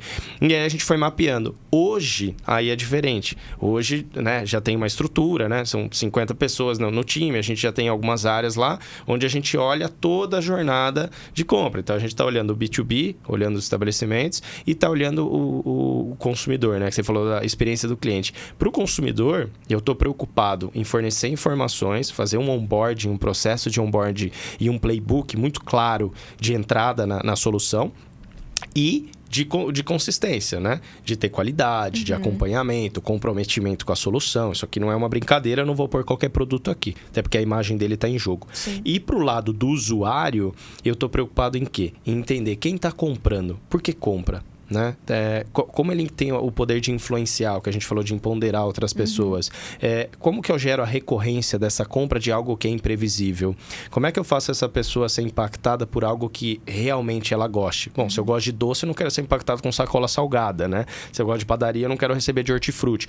Então, aí sim, aí a coisa tomou uma outra proporção, que é a gente começar a entender esses grupos de consumidores para ganhar escala de modelo. Aí que a gente começa a olhar o que é a experiência do cliente, que no nosso é o B2B e o B2C e nesse o B2C, caso. né? Vocês estão ali no meio disso. Exato.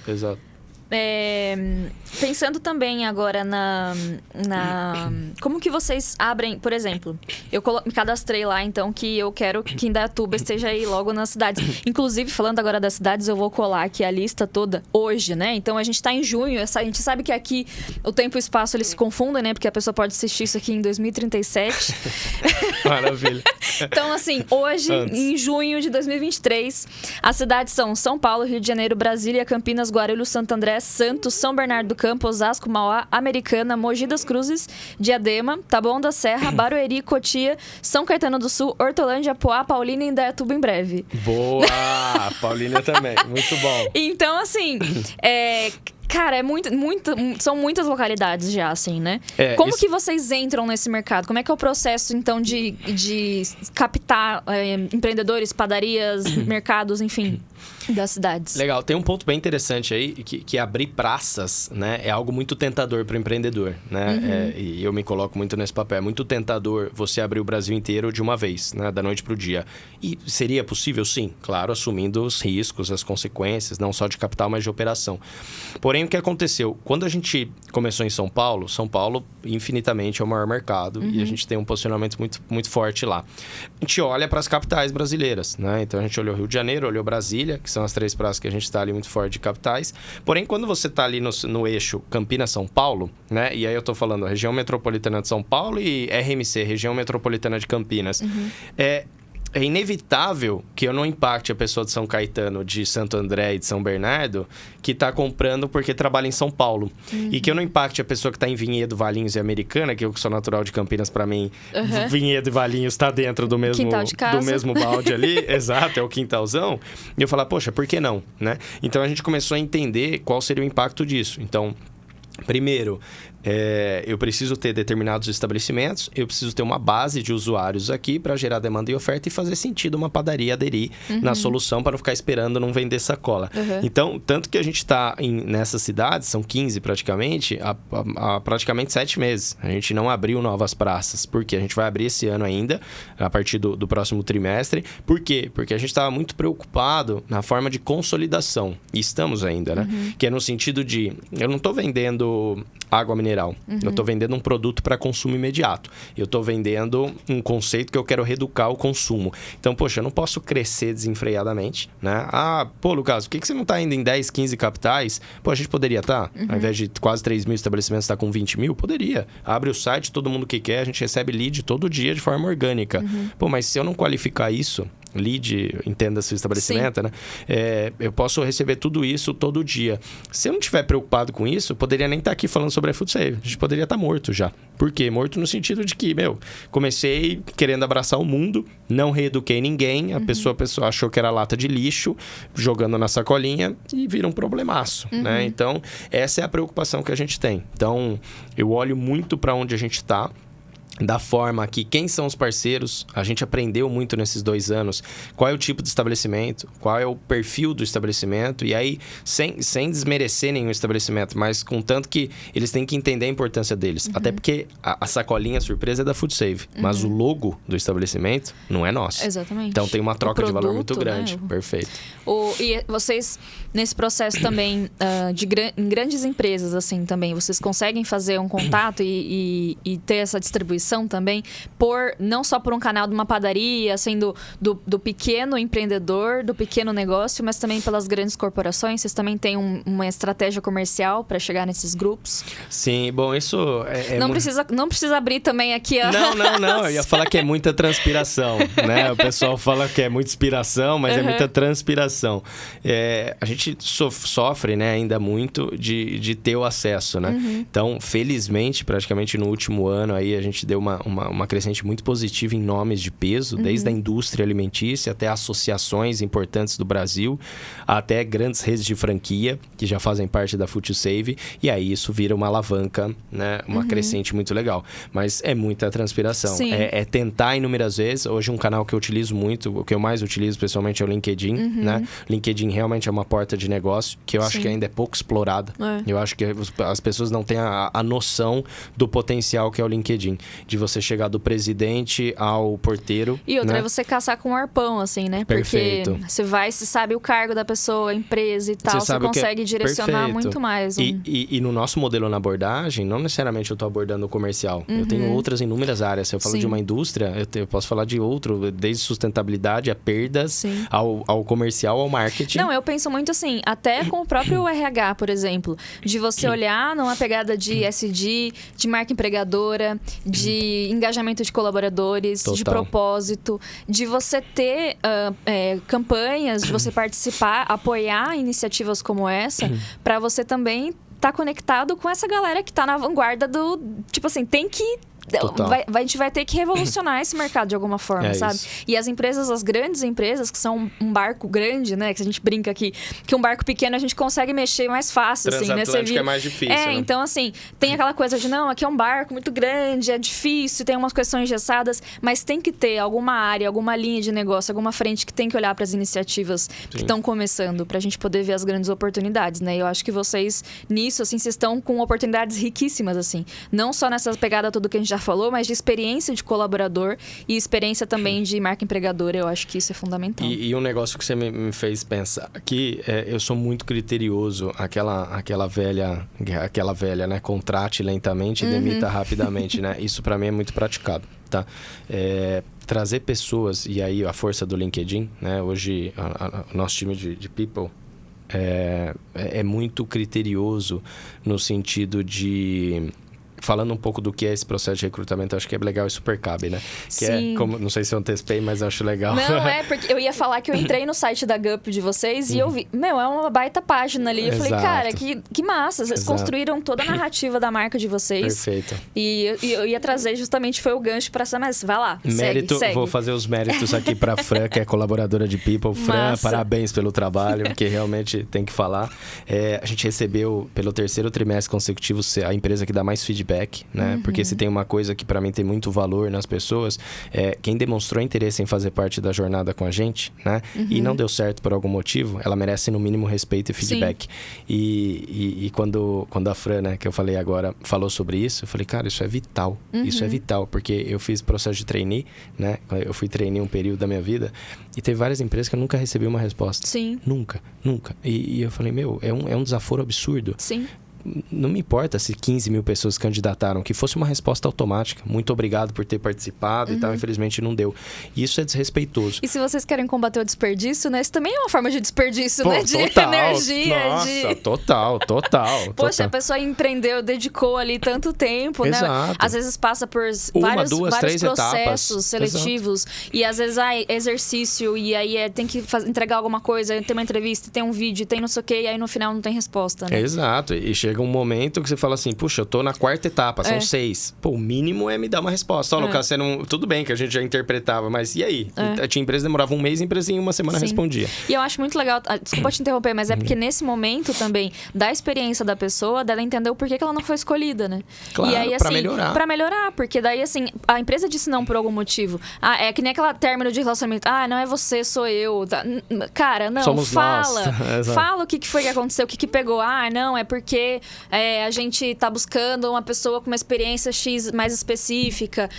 Sei lá, sabe? Alguma coisa, de repente, alguma coisa que a pessoa deixou de contar na entrevista, que faltou. Sei lá. Dá um feedback pra pessoa, construtivo, sabe? Pra ela poder depois aplicar isso. E é muito né? assim, no processo de trainee, que eu tenho com muita referência de empregos anteriores, mas o trainee foi muito marcante. Por quê? Porque tinham etapas que é meramente uma prova de inglês. Beleza, você não chegou na pontuação, ok. Agora, quando você chega num funil com 30 pessoas e pessoas que você olha pro lado, alguém já tem 2 pós, alguém já é muito mais qualificado e tal, tudo bem, mas te dá um retorno, né? De falar, justamente no sentido, é o feedback. É falar, bom, o que você precisa evoluir? E aí, voltando ao que eu tava falando do recrutamento, é justamente assim, pra mim, a pessoa ela pode ter toda a capacidade técnica, toda a skill necessária pra fazer o negócio acontecer.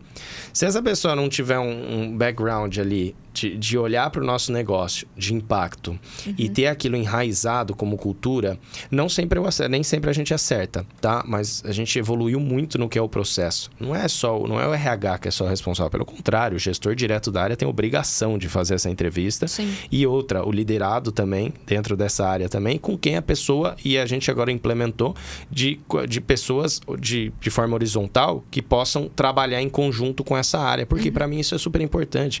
A pessoa ela pode ter toda a capacidade técnica necessária, ela pode atender ao que a gente considera de fit cultural, mas ela vai ter que se relacionar com outras áreas.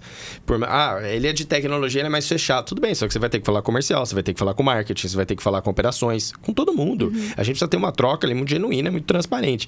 Então, a gente criou um processo, são praticamente 4, 5 etapas, que é para minimizar o risco de errar nessa contratação. Porque para mim, cultura é essência, tá? A pessoa ela pode ser o melhor vendedor do mundo. Qualquer coisa que se diga a respeito, que se diz respeito à cultura e fugir disso, para mim tá fora, não faz sentido. Porque essa pessoa, ela tem a capacidade de influenciar outras tantas que vão entrar e outras que já estavam. Famosa laranja podre, né? E se eu não for defensor da cultura no meu papel como fundador da empresa, ser um guardião da cultura, quem vai ser? Pelo contrário, eu tenho que promover outros guardiões da cultura, né? Exatamente. Então, para mim, isso tem um valor imensurável, que é o quanto essa pessoa entende o papel. E me emociona sempre, a gente tem o nosso All Hands, a gente tem vários rituais, mas é muito legal e eu sou o papel de CEO bonzinho no sentido de me emociona muito lidar com gente, mas eu sei a hora de ponderar as coisas, né? Aí eu acho que os meus sócios pesam mais do que eu, mas no sentido de olhar para o time, que para mim nada faz sentido de construção de valor se não forem as pessoas a base.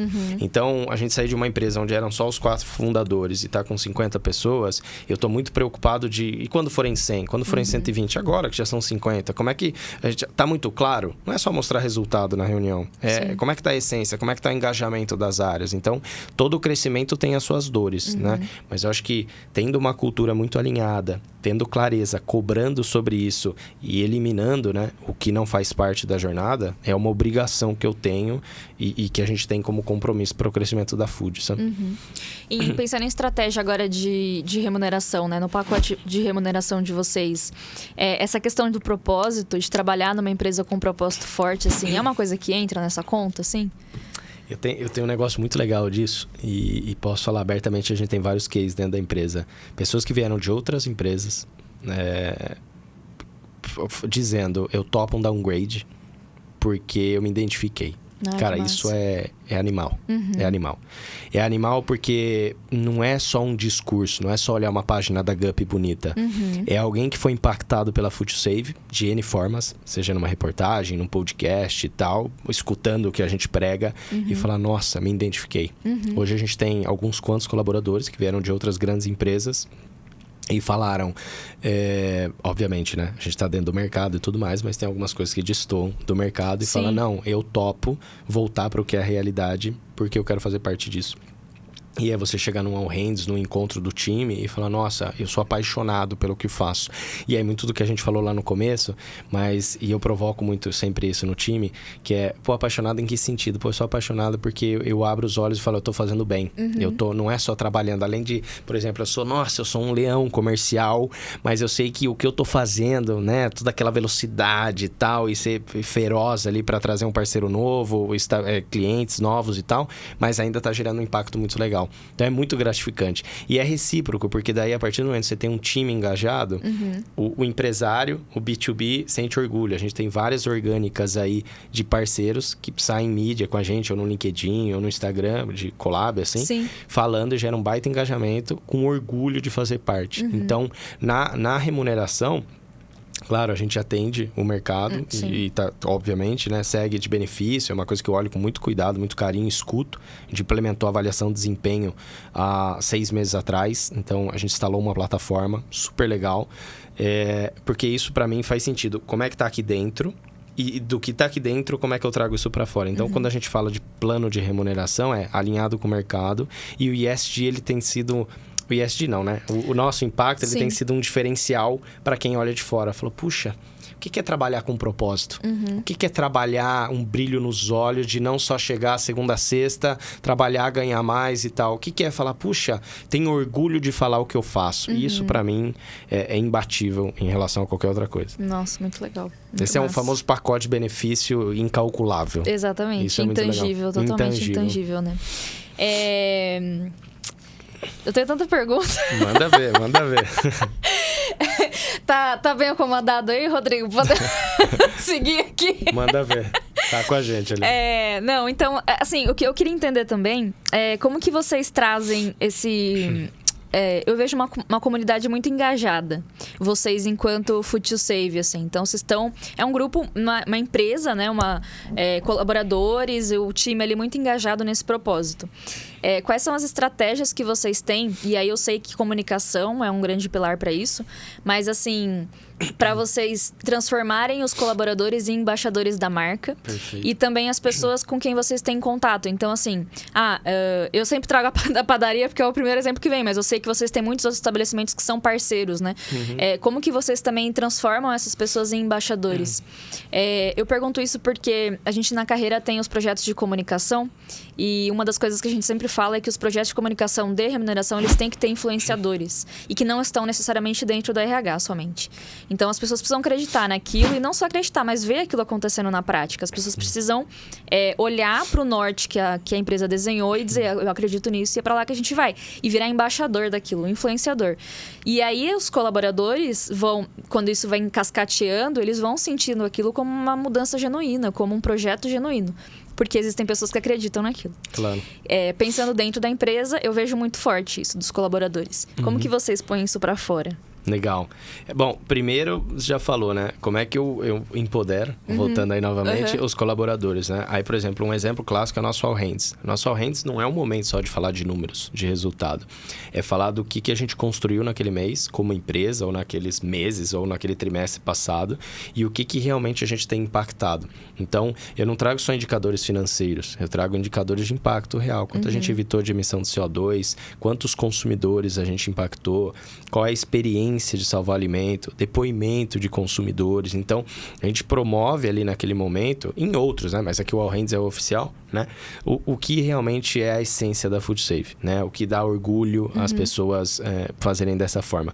E aí, claro, isso é natural. Né? A cultura, ela arrasta, né? Então, ela é exemplo mesmo. A partir do momento que você tem aquilo internamente, se um colaborador nosso está numa mesa de bar com amigos e sente orgulho de fazer o que faz e conhece o que faz, porque tem esse ponto também, né? Tem muita empresa que a pessoa trabalha.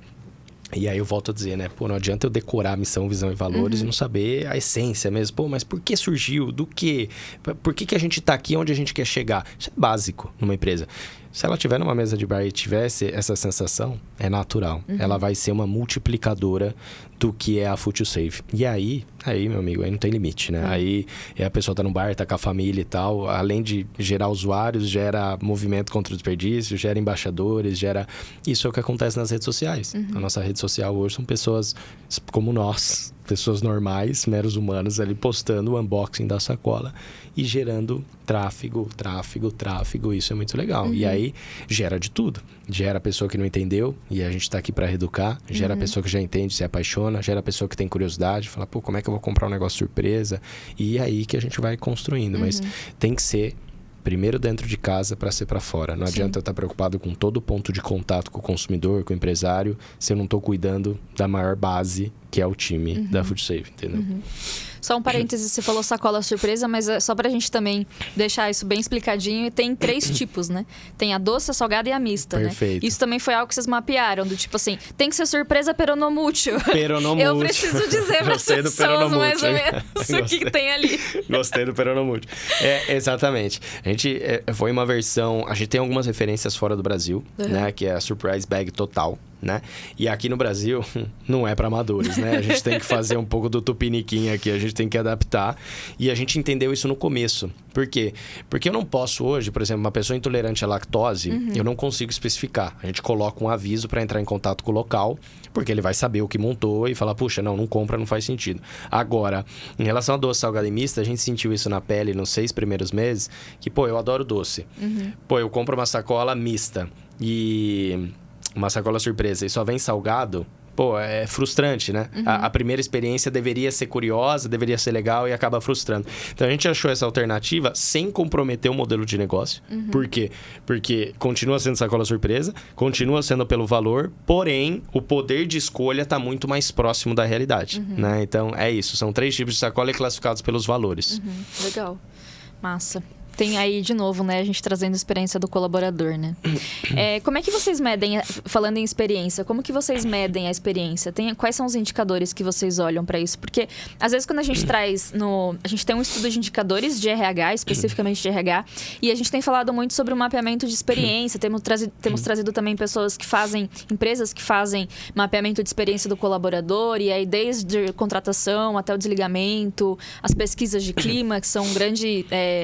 trazem muita matéria-prima ali pro RH, né? Mas, assim, como que a gente mapeia isso? E aí, quando eu me questionei sobre isso, com relação a um modelo de negócio não centrado em experiência como esse, eu vi aqui... eu até notei que tem o ROI, né, que é o retorno de investimento padrão, claro. Né? E aí tem o ROX, que é o retorno de investimento da experiência, é um retorno de experiência. E aí tem alguns indicadores que trazem, que tornam mais palpável essa experiência, né? Vocês tratam isso? Vocês têm como é que vocês analisam esses indicadores? Tá. Bom, pelo lado da porta para fora, né, antes de falar só do colaborador, claro, a gente avalia com o padrão do mercado, NPS, as avaliações de compra, né, de recorrência, com o estabelecimento e com o próprio consumidor. Do lado de casa, dentro de casa, da porta para dentro, a gente tem toda a pesquisa de satisfação dos colaboradores, tem a AVD, né, a avaliação de desempenho que a gente implementou. A gente criou, e aí é muito de aprendizado, né? Eu sempre sou de fazer o básico bem feito. Eu sempre bato isso com o time no sentido de, pessoal, precisamos implementar a AVD. Bom, tudo bem, a gente ainda não tinha caixa para colocar um sistema que tivesse uma AVD, tinha que fazer na mão. Pô, vamos fazer na mão? Vamos entender a deficiência? Vamos entender? Vamos melhorar? As coisas vão melhorando, a gente coloca. É natural. Quer dizer, por quê? Porque eu tenho que estar preocupado agora. Se eu esperar o momento adequado e tal. A visão de empreendedor, né? Não, tem que ser. Caixa. Eu tenho caixa para isso, mas eu tenho que estar preocupado quando eu tenho 5 pessoas. Porque aquelas 5 pessoas vão ser o reflexo dos 10, 15 próximos, né? Sim. E aí, a gente começou a fazer o seguinte. Falou, como é que... Falando sobre a experiência de colaborador diretamente, né? Como é que eu vou pensar desde o contato... E aí entra muito o negócio da GUP, que é legal, né? Como é que eu vou pensar... Não só isso, aí entra Reclame Aqui, a rede social, como é que é a nossa visibilidade, que é onde a pessoa vai olhar. Tem muita fonte, né, para olhar. Podcast. Como é que eu vou gerar um conteúdo que esteja alinhado com os nossos valores, para que gere desejo nas pessoas, para atrair as pessoas adequadas, e eu garanta que quando essa pessoa se interessar, ela vai ter uma jornada legal, sendo uma negativa ou uma positiva. Uma devolução positiva ou negativa, no sentido de, entrei, como é que, beleza, criamos o processo de contratação, de entrevistas, foi aprovado. O onboarding, tá claro? Porque não existe coisa mais frustrante para um colaborador de entrar numa empresa e você tá na primeira semana e tá boiando, né? A pessoa te coloca lá, te dá um laptop, balela, você vai atrás, já passei por isso. É chegar lá, só que eu sempre fui um cara muito cara de pau. Então eu batia no ombrinho ali da pessoa e falava, amigão, tudo bem? Você é da área tal, você pode me explicar? Ô fulana, me explica aqui e tal. E aí, né? Isso avança um pouco. Mas tem que ter muita clareza. Você está entrando nessa área, fazer isso. Qual é a missão? Qual é a nossa cultura aqui? Por que a gente existe, onde a gente quer chegar? E por que a gente entende que você é a pessoa adequada para isso? Né? Qual é a expectativa? Além disso, o acompanhamento. Então, o one-on-one, para mim, não é um ritual. Isso é sagrado. O one-on-one, para mim, é mais do que obrigatório. E eu não perdoo que não exista. Isso, eu sou muito rigoroso com isso. O one-on-one é um momento obrigatório que você dá a oportunidade do colaborador falar.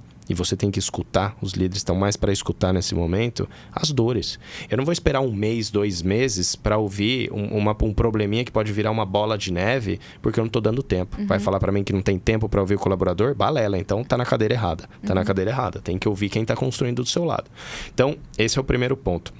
Um onboarding bem claro, né, da trajetória no papel. Depois, os rituais. Então, o one-on-one, o all hands, a integração com as áreas. A gente faz há pouco mais de 6 meses, né, que a gente deu uma revolução na área de people nossa, de interagir as áreas. Então, a gente criou um momento de 20 minutos, que as agendas são criadas pelo time de people, né, onde eu coloco o Joquinha e o Lucas numa sala. O Joquinha é back-end, desenvolvedor back-end, e eu sou supervisor comercial. Qual é o intuito desses 20 minutos? Se conhecerem. E aí, Joquinha, o que você faz aí? O que é front-end, bicho? Me explica. O que é mobile? O que você está fazendo? E você, o que você faz aí na rua, comercial? Isso tem um poder enorme. Isso tem um poder gigante. Porque parece besteira, mas indiretamente eu dependo do outro colaborador. Sim. Quem está cuidando do app, eu sou o comercial trazendo negócio e por aí vai. Tem um poder tão grande isso, porque quando a gente vem num momento que a empresa é remota, hoje a gente tem colaborador em 6 estados do Brasil. E a gente tem um encontro anual. E a ideia é que ano que vem sejam 2. Tem um poder, uma riqueza isso, das pessoas se abraçarem. Cara, você me ajuda muito. Nossa, fulana, não sei o quê. O time de tech, o time comercial. Então, eu tenho que estar olhando para isso o tempo todo. All time. Eu tenho que estar olhando isso o tempo integral. Porque é isso que faz a diferença. E aí... não tem essa de barreira de entrada. Hoje, nenhum negócio não tem barreira de entrada. O negócio que é a cultura, ela é imbatível. Fazer como a gente faz, só a gente que garante isso. A execução é nossa. A cultura enraizada é nossa. Isso, pra mim, é a diferença. Muito massa. Você tem um legado? Você quer deixar um legado? Acho que a materialização do meu sonho era empreender com impacto dessa forma. Era ter um negócio que eu brilho nos olhos, que toda vez que eu tô falando, todo mundo que me conhece, eu falo com a mesma intensidade do Day One da Food to Save. Porque realmente eu tenho um orgulho enorme de ter um insight, ter um post-it. Não seria nada se eu não tivesse um time competente e malucos que entrassem nessa jornada comigo. Mas eu acho que o legado nunca é o Lucas, extremamente low profile. É sempre o que está sendo construído por esse time exemplar aí que está lutando contra o desperdício. É chegar daqui 10, 20, 30 anos. Eu sempre gosto de viver o presente, falo disso, mas o que eu estou construindo? Por quê? E como que eu realmente impacto as pessoas? Porque passou muito já, e há muito tempo, isso de revolução industrial, que eu só vou lá, aperto meu stakeholder, meu fornecedor ao máximo para eu ter benefício e a qualidade dele. Pra ele me eu quero qualidade e quero preço baixo. Hoje a gente tem um relacionamento muito próximo dos fornecedores, né? Dos parceiros e fornecedores também. Outra coisa... puxa, o que essas pessoas que estão se aventurando com a gente, no bom sentido, obviamente, a construir tudo isso... o que eu estou impactando como pessoa? Está fazendo sentido? Porque no fim da vida, não é dinheiro, né? É a construção. Eu falo e sempre falo, a FoodSave, ela nasceu com um pilar central de impacto, de propósito. O resto é consequência, porque eles são empreendedores. A gente cria um negócio para contratar, precisa de capital, né? Mas é sim um legado. É olhar para trás e falar, puxa, eu posso não ter mudado a fome, nem o cenário 100% do desperdício no Brasil. Mas eu fiz minha parte e eu fui ao extremo nisso. Eu fui intenso todos os dias da minha vida enquanto eu estive à frente da FoodSave. E assim será. Então, isso para mim é legado. É viver o que a gente está tendo hoje, é olhar para as pessoas, milhões de pessoas que eu já posso dizer que a gente impacta diretamente e indiretamente, e sentir orgulho de falar, olha, a gente está conseguindo provocar uma mudança, né? E que isso estimule outros maiores, como a indústria alimentícia, a provocar a mudança, as políticas públicas a provocarem a mudança, a sociedade provocar a mudança. Então, é como se nós fôssemos uma faísquinha no Brasil desse tamanho, no mundo, mas incentivando outros a transformar isso numa fogueira. Vocês são a poeirinha dentro da ostra que faz a pérola. Perfeito, maravilhoso, maravilhoso. A pérola é a sacola surpresa, então. É isso aí. Maravilhoso, maravilhoso. E com essa filosofia de boteco que é mentira, isso é Rubem Alves. Não é um boteco de categoria. Exatamente. Não é qualquer boteco. Bom, gente, Food to Save. Procura aí. Como é que é a rede social da FoodSave? Save o arroba aí no Instagram? @FoodToSaveBR. E o site... www.foodtosave.com.br. E é nesse site que vocês vão pôr o nome da cidade aí pra vocês, pra gente... cobrem. Pra vocês serem notificados quando também a Food to Save chegar, né, na região. E tem novidade, esse ano a gente ainda vai para 2 capitais. A gente tá expandindo aí, realmente tá sendo muito generoso esse ano, tá sendo muito positivo. A gente ainda tem muita coisa pela frente e é muito legal, só pra fazer um fechamento, que tem muita gente que já pede de fora. Hoje a gente tem uma espécie de um mapa de calor e a gente tem gente pedindo em todos os estados brasileiros, sem exceção. Isso é muito legal. Que legal. É muito mais legal do que pensar no estabelecimento em si, mas pensar nas pessoas interessadas em praticar esse bem. Exatamente. Então isso é muito legal. Então, as pessoas já estão receptivas, né? Já estão já querendo. Contem com a gente. Contem então com a Food to Save, sigam a Food to Save no Instagram e acompanhem também empresas com propósito bacana. Acho que um exemplo dentro de um contexto, agora assim, dentro de empresa, dentro de RH, quando a gente olha para histórias como essa, não só a gente olhar para o modelo de negócio e entender pontos em que a gente pode se inspirar e aplicar também na nossa realidade, no nosso contexto, mas é como eu posso trazer isso para dentro da minha empresa, né? Então, de repente, num coffee break, se eu tô numa dessas regiões aí, por exemplo, imagina se fazer um coffee break ou, sei lá, ter algum evento da empresa e aí você servir Food to Save. Maravilha. E aí ter uma mensagem também ali de como vocês estão engajados e preocupados com o propósito de desperdício, contra o desperdício. Perfeito. Então, assim, são pontos de oportunidade que a gente tem toda vez que a gente aprende e se abre para novas histórias, novas ideias, tá bom? Então, espero que esse conteúdo, esse podcast tenha sido riquíssimo para vocês, da mesma forma que foi para mim. Foi um prazer conhecer você, Lucas, conhecer a Food to Save. Tô aguardando ansiosamente por vocês aqui em Dayatuba. E é isso, pessoal. Obrigada, Lucas. Maravilha. Obrigado, pessoal. Vocês aí. Obrigado vocês e brigadão pelo convite. Um prazer enorme. Valeu, Conta com a gente. É isso aí. Tchau. Tchau, tchau.